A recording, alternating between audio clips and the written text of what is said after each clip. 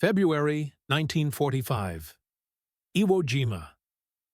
The volcanic island lies smothered in smoke, black ash drifting like snow through a gray, windless dawn. The sea behind it churns with the hulks of American warships, their guns still glowing from hours of bombardment. On the ridge of Mount Suribachi, Japanese soldiers crouch in silence. Their tunnels are hot and airless, the walls trembling from the distant concussions.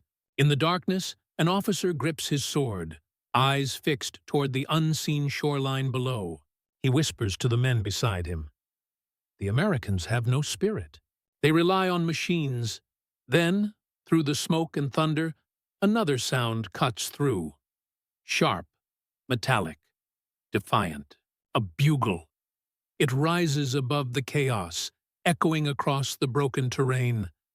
A sound of order amid destruction, of men advancing through death itself. The officer freezes. For a moment, he cannot tell if it is an illusion, but the sound comes again, clearer, stronger. It is not Japanese. It is American, and in that moment, the myth of weakness begins to crumble.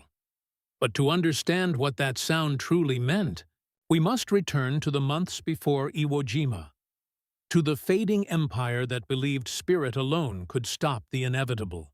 In 1944, the Japanese Empire stood on the edge of exhaustion, yet it refused to admit defeat. The Pacific, once ruled by its fleets, was now shrinking around it. Island by island, atoll by atoll, the Americans had clawed their way westward, driving Japanese forces from the jungles of Guadalcanal to the coral scars of the Marianas. But even in retreat, Japanese officers spoke of Yamato Damashi, the indomitable Japanese spirit. To them, it was more powerful than any bomb or battleship. It was the moral core of the nation, the soul of Bushido, born from centuries of warrior tradition. They believed it was what made Japan superior to the materialistic West. In military briefings, officers repeated the same conviction. Americans were soft, dependent on machines. They could not fight without artillery, without ships, without air cover. Strip them of their tools, and they would crumble. That belief became doctrine, and a dangerous illusion. The reality, however, was shifting faster than many within Tokyo could comprehend. The loss of the Marianas in July 1944 had opened a new and terrifying chapter. The mainland itself was now within range of American B-29 bombers. Tokyo, Nagoya, Osaka, all lay exposed. To protect the homeland, the Imperial Japanese Army needed a forward shield. A small, desolate island stood halfway between the Marianas and the Japanese coast. Barely 8 square miles of volcanic rock, Iwo Jima. To the Japanese, it was more than a rock. It was a line in the sand, the last natural barrier before the enemy reached Japan's heart. General Kuribayashi, a seasoned diplomat soldier who had studied in America years before, was assigned command. He understood both his enemy's power and his country's peril. Kuribayashi was no fanatic. He did not share the blind arrogance of many of his peers. He knew the Americans would come, and when they did, they would come with everything. His mission was not to repel them, but to bleed them, to make the cost of victory so unbearable that the United States might hesitate before invading Japan itself. Still, many officers under him spoke with prideful certainty. They believed the emperor's soldiers, armed with spirit and courage, could crush an army of machines. The Americans lack soul, one officer wrote home. They fear death. They will never fight hand-to-hand. Kuribayashi did not argue. He simply began digging. Under his command, the island was transformed into a fortress unlike any the Pacific had seen. Miles of tunnels, bunkers, and artillery chambers were carved deep into the volcanic rock. Airfields were fortified. Pillboxes were buried under layers of reinforced sand and steel. Every gun, every trench, every command post was designed to survive bombardment. Above ground, the island looked dead. But beneath it, 21,000 Japanese soldiers waited. They were told they would not return home. Their mission was simple: die in place and take 10 Americans for every one of their own. Across the ocean, American intelligence watched with grim determination. They knew Iwo Jima was heavily defended, but they underestimated just how much. To them, the island's small size and lack of vegetation made it seem vulnerable. After weeks of naval and aerial bombardment, commanders believed little would be left alive. In Tokyo, the propaganda continued. Broadcasts told the people that Japan's sacred warriors would stop the Americans long before they reached the home islands. Newspapers printed stories of divine courage, of men who charged tanks with bayonets and shouted victory as they died. But behind the walls of the imperial palace, the tone was darker. Japan's navy was crippled, its pilots were dying faster than they could be trained, and its industries were starving under the weight of blockade. Yet even as these truths became undeniable, faith in the spirit of the soldier remained unshaken. The officers who believed the Americans lacked will, who mocked their mechanical courage, would soon meet a reality that shattered every preconception. Because, on a barren volcanic island south of Tokyo, the United States Marine Corps was coming, not just with machines, but with a spirit forged in fire. And while Japanese soldiers built their defenses in silence, across the Pacific, another army was preparing for the bloodiest assault of the war. Across the Pacific, in the winter of 1944, American Marines trained for an invasion unlike any before. For months, they had been fighting their way across islands whose names few Americans had ever heard. Tarawa, Saipan, Peleliu. Each battle had rewritten the rules of war in blood. Each landing had been a lesson in how far Japanese soldiers were willing to go before dying. By the time Iwo Jima appeared on the invasion maps, no Marine needed reminding. There would be no easy victory. The target was small, but its purpose was enormous. 3 airfields dotted the island, 1 complete, 2 still under construction. From Iwo Jima, Japan could launch fighter interceptors against the B-29 bombers striking the homeland. From the American perspective, capturing it would provide a lifeline, an emergency landing site for damaged bombers, and a base for fighter escorts protecting the long-range bombing runs to Tokyo. To both nations, this island meant survival. Planning began under the overall command of Admiral Chester Nimitz. The operation was codenamed Detachment. It would be the largest amphibious assault yet undertaken in the Pacific, involving over 100,000 troops, mostly from the 4th and 5th Marine Divisions, supported by the 3rd Division in reserve. The landing force was led by Lieutenant General Holland M. Howlin' Mad Smith, a commander whose reputation for precision matched his intolerance for error. For 9 weeks before the invasion, American bombers pounded Iwo Jima from the sky. Naval guns followed, relentless, deafening, day after day. To those watching from the fleet, the island seemed erased, a smoking ruin of ash and craters. Marine officers looked through binoculars and assumed little could have survived.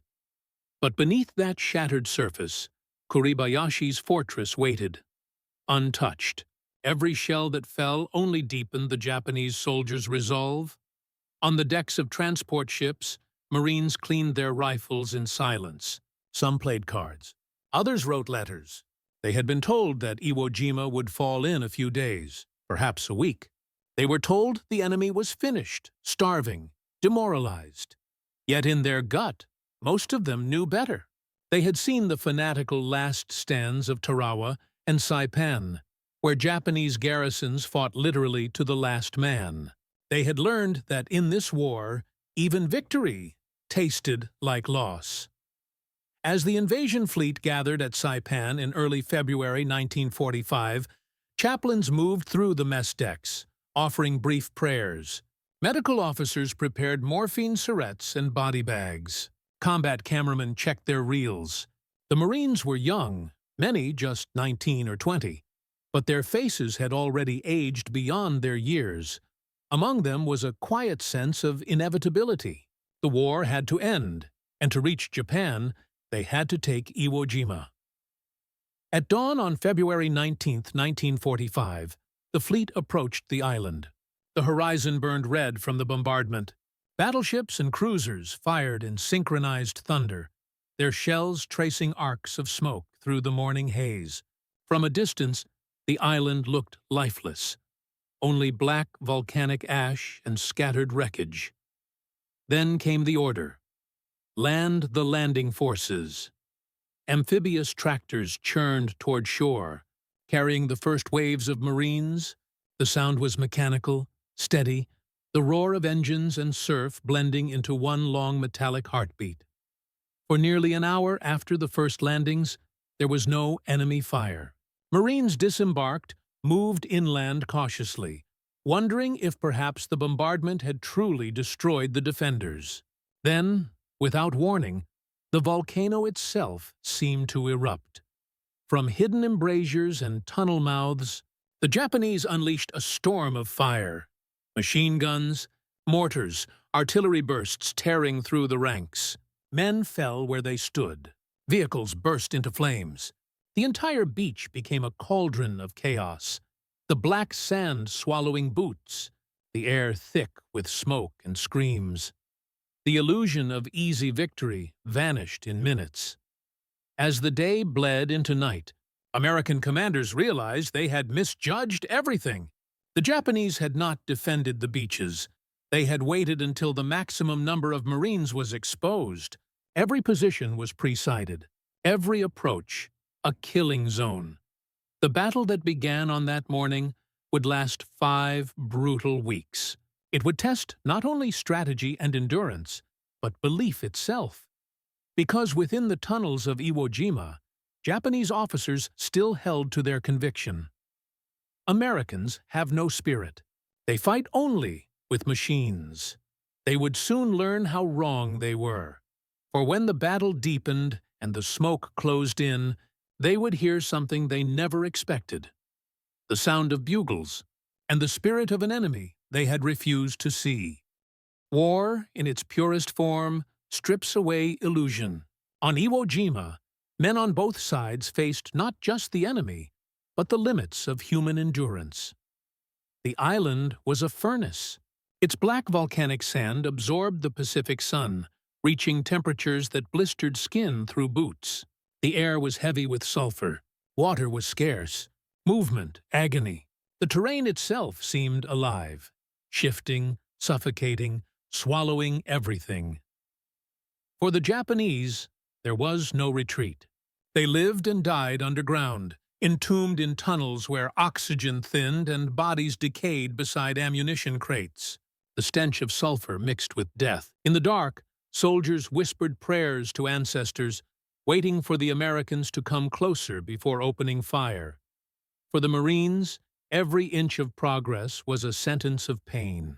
They advanced through mazes of fire, every ridge concealing another gun, every crater hiding death. Many never saw the men who killed them. The enemy was invisible, a ghost in the rock, and yet, through exhaustion and fear, neither side broke. It was not machinery that pushed the Marines forward. It was something deeper, a raw determination not to let the man beside them fall in vain. That was the unseen spirit the Japanese officers had denied existed. The leadership angle at the center of the Japanese defense stood General Kuribayashi, a man unlike any other commander Japan had sent into the Pacific. He had once served in Washington as a military attaché. He had driven across America, seen its factories, its scale, its people. He understood, perhaps better than anyone in Tokyo, what Japan was truly up against. When he arrived on Iwo Jima in June 1944, Kuribayashi knew traditional tactics would fail. There would be no suicidal beach charges, no futile attempts to drive the enemy back into the sea. Instead, he transformed the island into a layered fortress, a web of interlocking fields of fire, connected by 11 miles of tunnels. He banned banzai attacks, to the outrage of many officers who saw them as sacred acts of honor.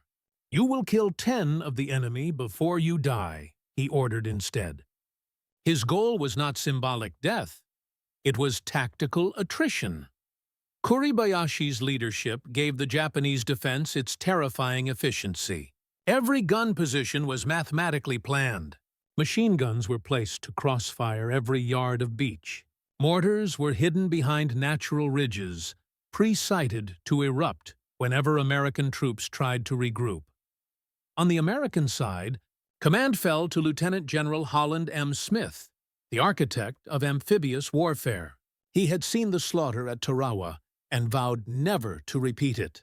Under him, the 4th and 5th Marine Divisions represented the most experienced amphibious force ever assembled.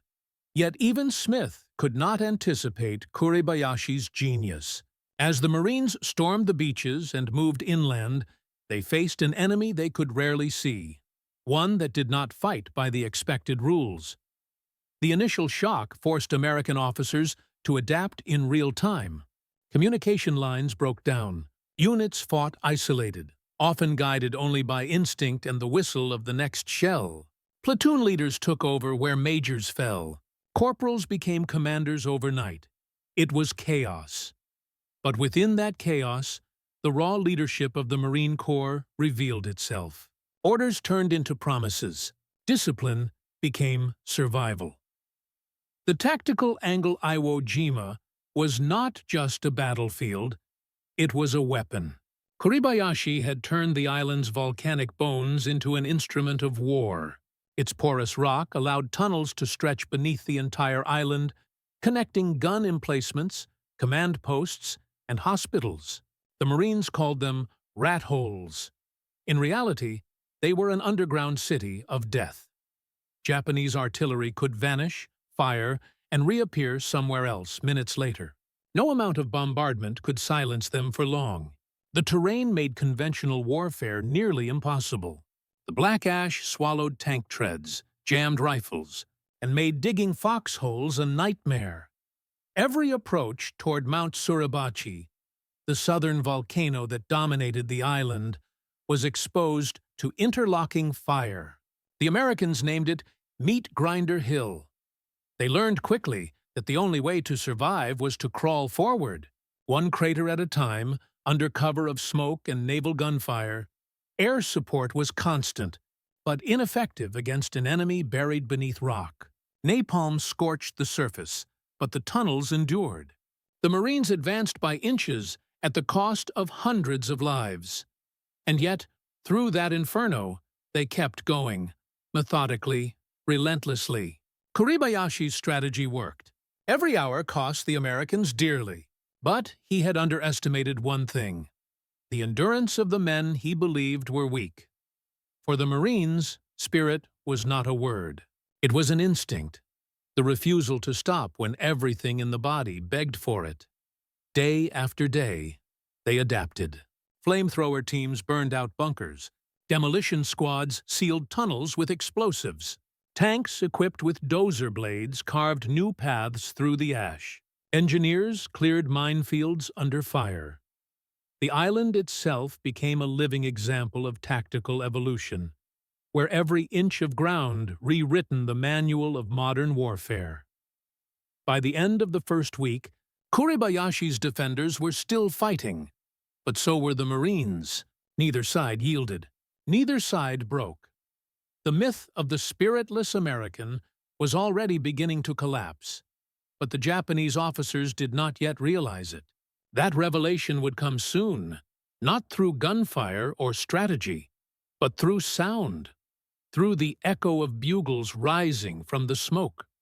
In the labyrinth beneath Iwo Jima, silence was as deadly as any weapon.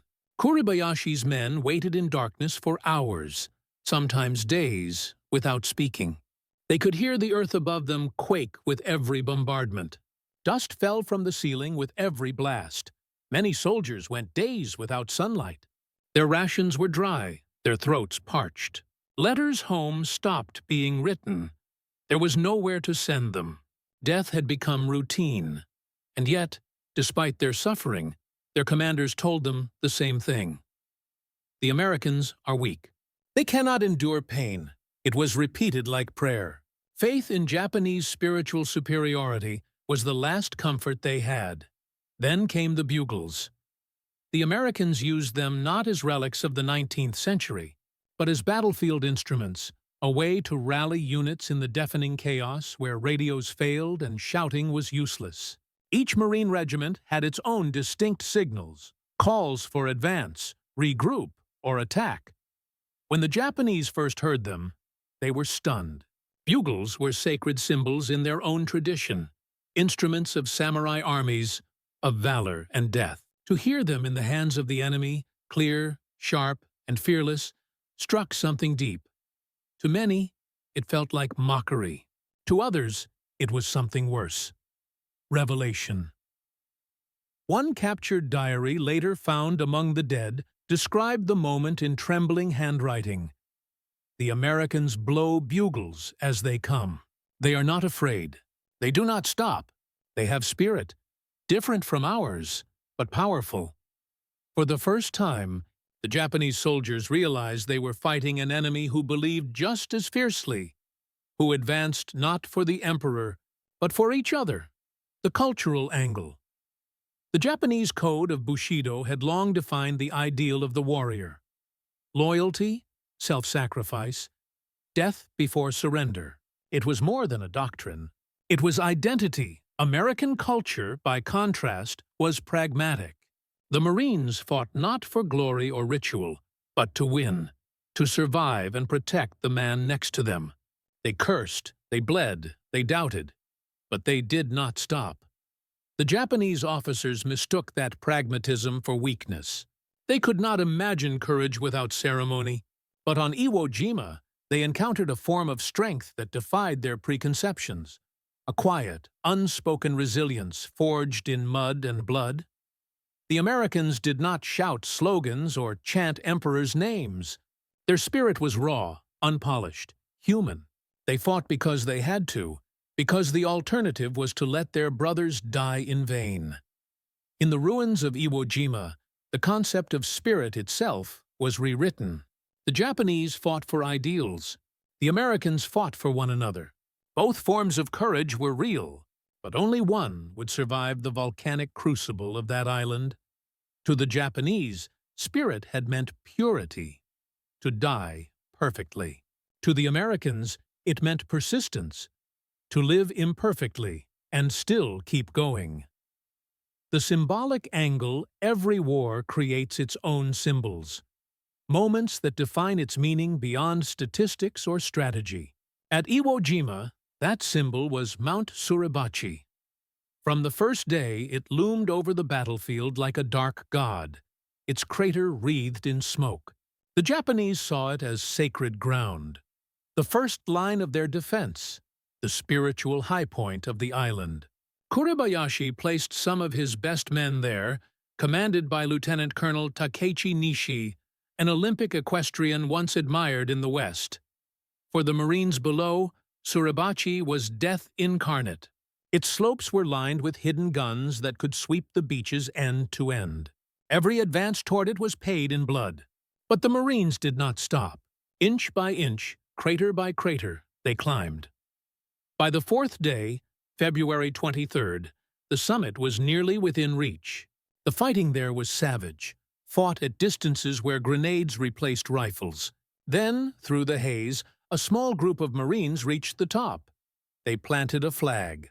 Small, improvised, carried up from the beach by Sergeant Ernest Thomas and his men. It was meant only as a signal that the mountain was secure. But when the flag rose against the smoky sky, the men below erupted in cheers. For the first time in the battle, hope became visible. The Japanese watching from their tunnels saw it too, the stars and stripes rippling in the wind over their sacred volcano. Many refused to believe it. Some called it propaganda. Others wept. That moment was immortalized hours later when a second, larger flag was raised, captured by Associated Press photographer Joe Rosenthal, in the image that would define the Pacific War. To the world, it symbolized victory. To the Japanese officers hiding in their underground command post, it symbolized something else entirely: the undeniable truth that the Americans did have spirit. And as their soldiers huddled in the dark, hearing the bugles echo through the shattered tunnels, they understood what Kuribayashi had known all along. Machines alone do not win wars. Men do. The battle had not yet reached its peak. Thousands more would die before the island fell. But from that day, the myth of spiritual superiority was gone. The Americans had found their own form of Bushido, forged not in tradition, but in will. And in the days to come, that will would collide head-on with the full fury of the Japanese defense, in a climax that would redefine courage itself. By the second week of the battle, Iwo Jima had become a vision of hell on earth. Nothing moved without being seen, and nothing seen survived. The island, barely 8 square miles in size, was now a landscape of black craters, charred corpses, and shattered steel. The smell of burned flesh hung so thick in the air that men learned to breathe through cloth soaked in water or fuel. Every night, the Japanese launched counterattacks from hidden tunnels, emerging like ghosts from beneath the sand. They carried grenades, satchel charges, and knives.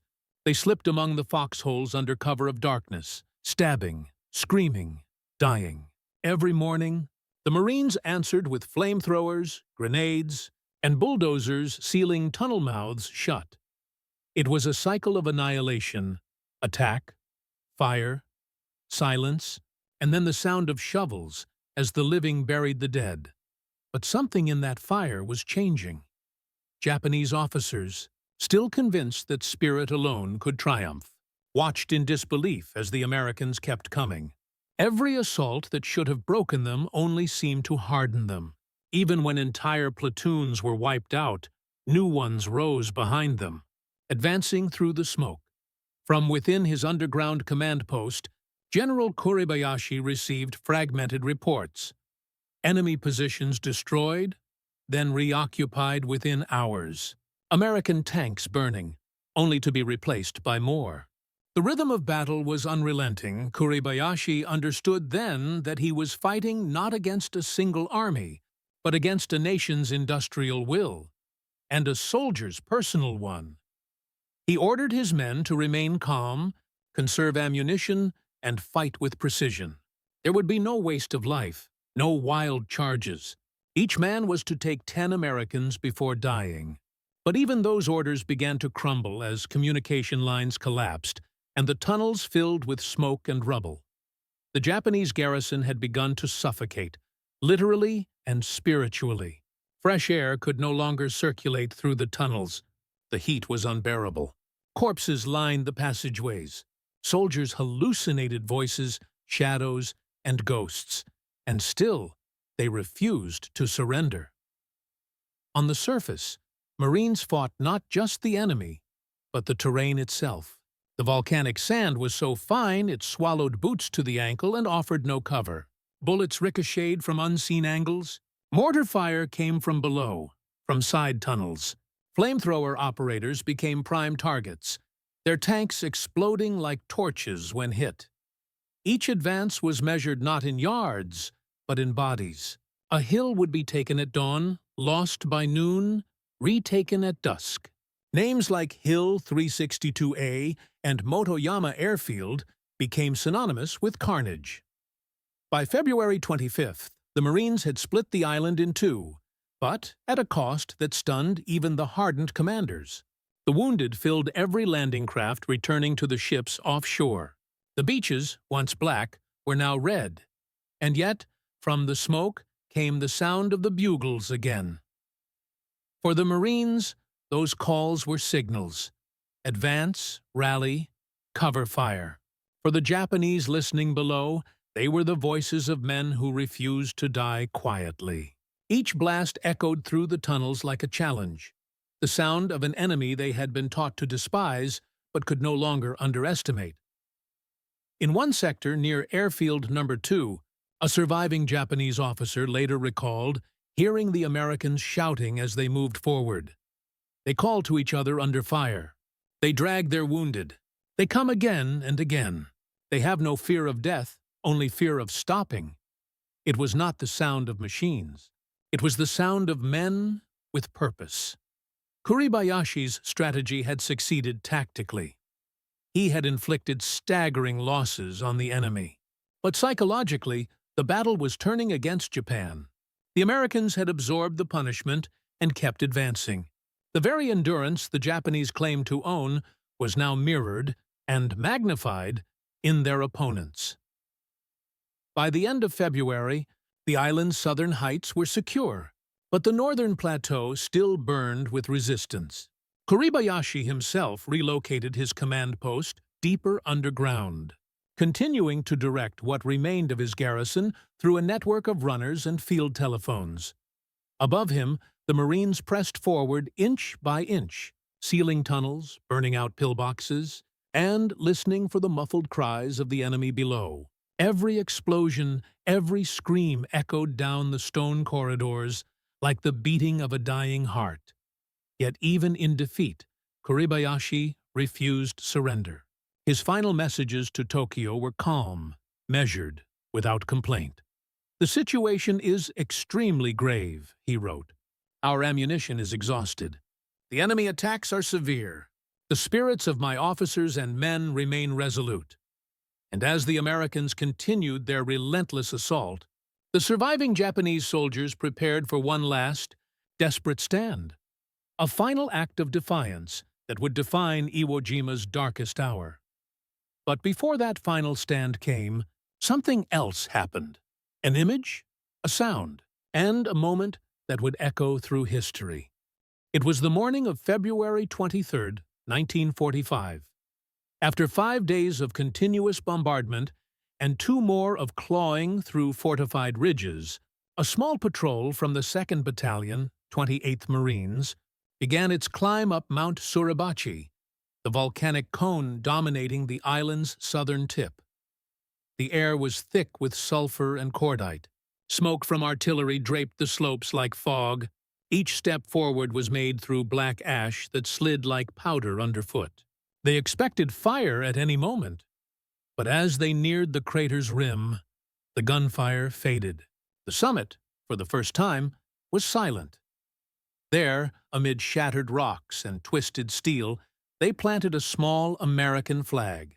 It was a simple act, meant only as a signal. Suribachi secured. Yet, when the flag was spotted from the beaches below, the island erupted in sound. Marines cheered, ships blared their horns, and men who had not smiled in days shouted with raw, wordless joy. To them, it meant more than victory. It meant survival. But the image that would define the war came hours later, when a larger flag was raised to replace the first. Photographer Joe Rosenthal captured the moment. 6 Marines straining together against the wind, the flag rising above the desolation. In that instant, the world saw not triumph, but endurance, the proof that spirit was not the property of one nation, but of all who refused to yield. For the Japanese defenders, the sight of the flag was devastating. From the tunnels beneath the mountain, men who had sworn to fight to the death heard the cheering above. Some broke down and wept. Others screamed curses into the earth. Kuribayashi said nothing. He simply ordered, "Continue resistance, no surrender." From that moment, the battle shifted from defense to sacrifice. The Americans, now controlling Suribachi, turned their focus northward, toward the remaining ridges, caves, and ravines where Kuribayashi's survivors still fought. Each pocket of resistance was like a living wound. Machine guns hidden in cave mouths still cut down entire squads. Japanese soldiers crawled from holes with explosives strapped to their chests, throwing themselves beneath tanks. Medics were killed as they tended the wounded. The Marines began to call the island the meat grinder. Still, they advanced. In the north, The 3rd Marine Division fought through the Motoyama Plateau and the amphitheater, a curved depression lined with bunkers. The Japanese defense, though collapsing, was surgical. Each gun position coordinated to cover another. Even as the defenders ran out of ammunition, they used captured weapons, stones, or bayonets. At night, the tunnels came alive again. Whispers, footsteps, the flicker of lanterns. Japanese soldiers crawled out not to flee, but to die killing. By March 10th, the organized resistance had all but ceased. The island was a graveyard. 21,000 Japanese dead, fewer than 300 captured alive. And yet, scattered groups continued to fight on, hidden in the maze of tunnels, refusing to believe the battle was over. Kuribayashi himself had relocated to a final command post near Kitano Point, at the island's northern tip. He was wounded, exhausted, but still in command. His last messages to Tokyo were composed and almost serene. The enemy's strength is overwhelming. I will not waste the lives of my men in useless charges. We will fight quietly to the end. That end came on the night of March 25th, when Kuribayashi led one final assault. At dawn, a small group of Japanese soldiers, perhaps 300 strong, emerged from the tunnels and charged the American rear positions near the airfield. It was a silent, disciplined attack. No shouting, no bugles this time, just the sound of boots and steel. They cut through a supply depot, killing sleeping Marines before being surrounded and annihilated. Among the dead, the Americans later found a body believed to be Kuribayashi's, though it was never confirmed. After that, the island was silent again. The bugles that had once called for courage now lay buried in ash. The tunnels, once filled with voices, became tombs. For the Americans, the cost was staggering. Nearly 7,000 Marines killed, 20,000 wounded, in an island barely 8 miles long. But in those ashes, something profound had emerged, a respect forged in suffering. Veterans who had once viewed the Japanese as fanatics now spoke with reluctant admiration. One Marine captain wrote, "They were the bravest men we ever faced. They fought to the last man, and we had to match that courage every step of the way." And for the Japanese survivors, the few who had been too wounded or dazed to die, the memory of the bugles haunted them for years. One later said, "We were told Americans had no spirit, but their bugles, they were like our own battle cries. We understood then we had met equals." That sound, rising above the sulfur, smoke, and ruin, had shattered a myth older than the war itself. The island was won, but at a cost so deep that even victory felt like mourning. As the last bodies were buried and the winds of the Pacific returned, Iwo Jima stood not as a symbol of conquest, but of the human will to endure. And from that silence, the story of aftermath would soon begin. Not on the battlefield, but in the minds of those who survived it. When the guns finally fell silent over Iwo Jima, there was no cheer of triumph, only the dull weight of exhaustion. The island that had once burned with fury now lay quiet, its black sands littered with twisted metal and bodies half buried by the wind. The Battle of Iwo Jima, which began on February 19, 1945, had lasted 36 days. It became the bloodiest single battle in the history of the United States Marine Corps. The cost was staggering. Out of nearly 70,000 Marines who landed, over 26,000 were killed or wounded. For the Japanese, it was annihilation. Of the 21,000 defenders, only about 216 were taken alive.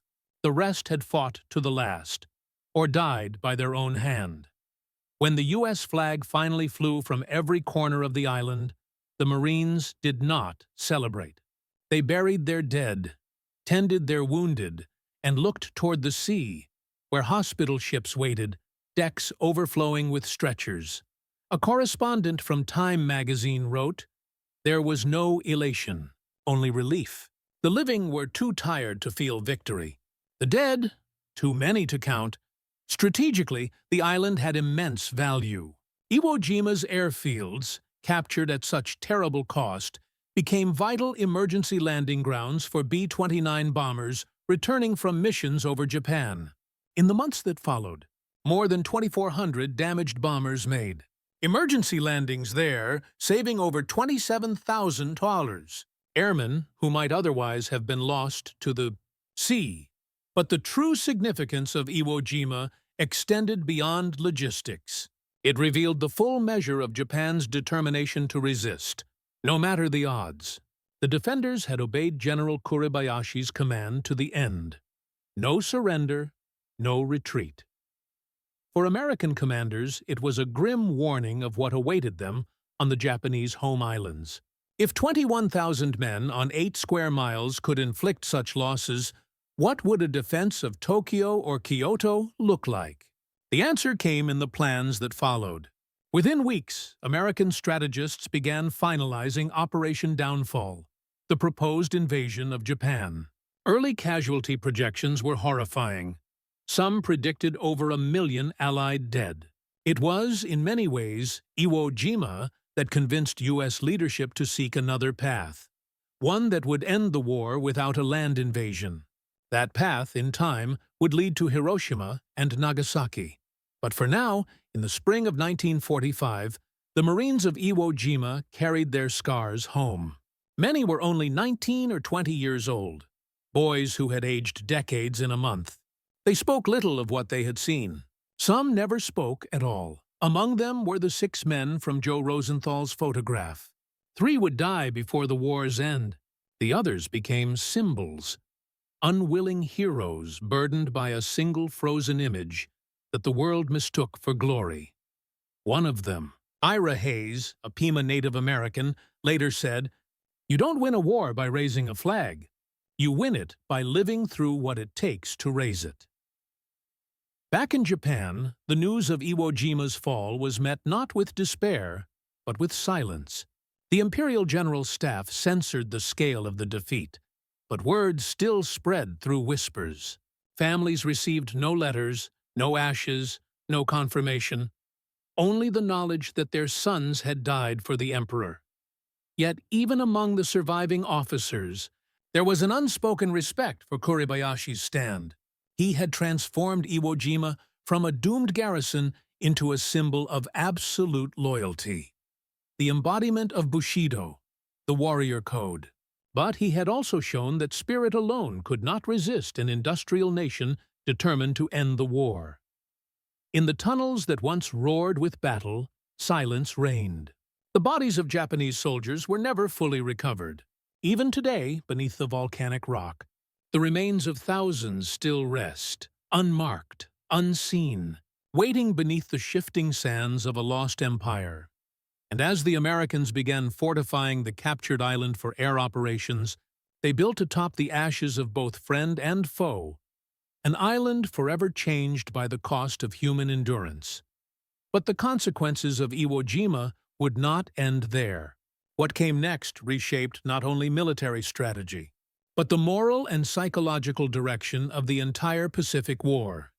When Iwo Jima was declared secure on March 26, 1945, the United States had gained a strategic base, but at a price that stunned even hardened generals.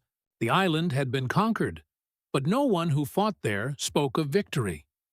In the Pacific, each island battle had been bloodier than the last. Tarawa, Saipan, Peleliu, and now Iwo Jima. The pattern was unmistakable. Japan would fight to extinction rather than surrender. For the Americans, the lesson was chilling. If this was the cost for an island 8 miles long, what would happen when they reached Okinawa or the Japanese mainland itself? Only weeks later, that question would be answered. In April 1945, the Battle of Okinawa erupted, even larger, even deadlier. The Japanese launched massive kamikaze attacks, and more than 100,000 defenders fought with the same fatal resolve seen at Iwo Jima. It was a continuation of the same spirit Kuribayashi had demanded. But now, that Spirit was facing a war machine that refused to stop. For Japan, Iwo Jima had been more than a loss. It was a revelation. For years, its officers had told their soldiers that Americans were weak, pampered, incapable of enduring hardship. Yet on that volcanic wasteland, the Americans had fought through fire, sulfur, and blood for more than a month without breaking. They had carried wounded men under fire, climbed hills of corpses, and played their bugles not as calls of pride, but of grim determination. Those bugles, once dismissed as foreign noise, had become a haunting echo in the memories of the Japanese who survived. They realized that their enemy did not lack spirit. He had simply expressed it differently. This realization shook the core of the Japanese military ethos. For generations, Yamato Damashi, the Japanese spirit, had been viewed as a divine inheritance, an unbroken line of courage from the samurai to the modern soldier. But Iwo Jima showed that courage was not born of ancestry, but of will. That revelation would quietly influence post-war Japan, as the nation rebuilt itself not on conquest, but on discipline, resilience, and unity.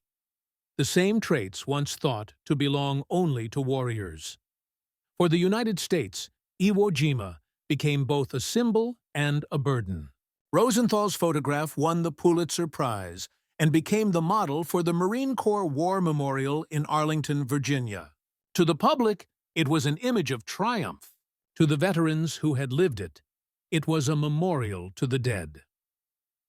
President Franklin D. Roosevelt called the battle a necessary victory.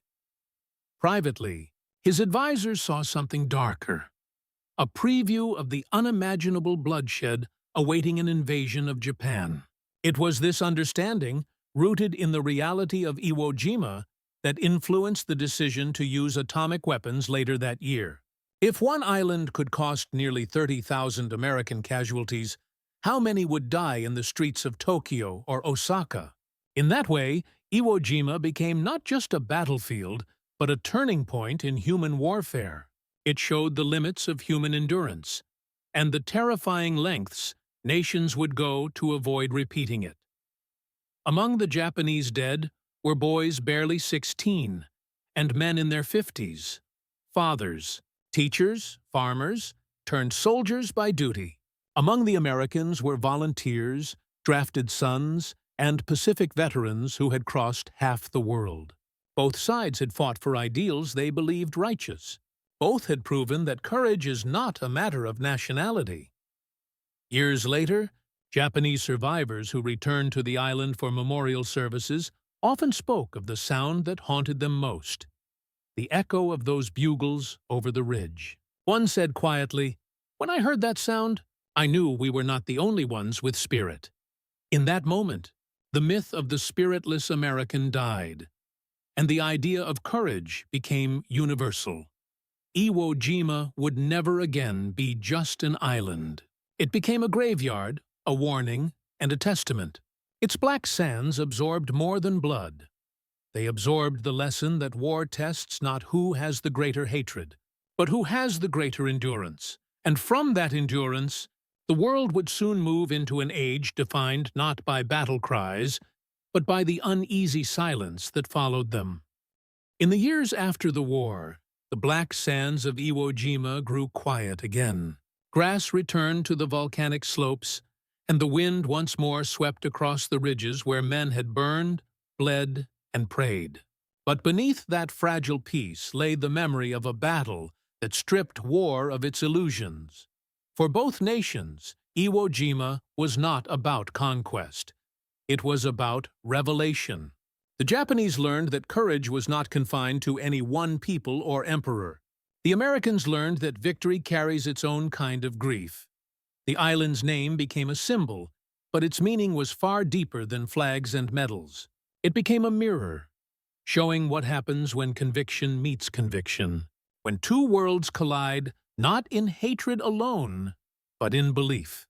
To the Japanese, General Kuribayashi became a tragic figure, a man who fought with brilliance and honor, yet saw the futility of his mission. To the Marines, he was an enemy worthy of respect, a commander who refused to waste life needlessly and who embodied the same resolve they did. In that strange symmetry lies the truth of Iwo Jima. There were no victors in the purest sense, only survivors and the memories they carried. Today, the island remains sacred ground. Japanese families still visit to leave flowers for sons who never came home. American veterans return to touch the sand that took their friends. And when the wind rises, carrying the echo of the ocean through the rocks, some say it still sounds like the faint call of a bugle. Distant, mournful, eternal. That sound no longer belongs to one army or one flag. It belongs to all who have ever stood their ground in the face of fear, to all who have learned that spirit is not a gift, but a choice, forged in suffering, proven in endurance, remembered in silence. And so, in the black sands of Iwo Jima, where fire met resolve and faith met its mirror, the myth of weakness died, and the true measure of strength was born.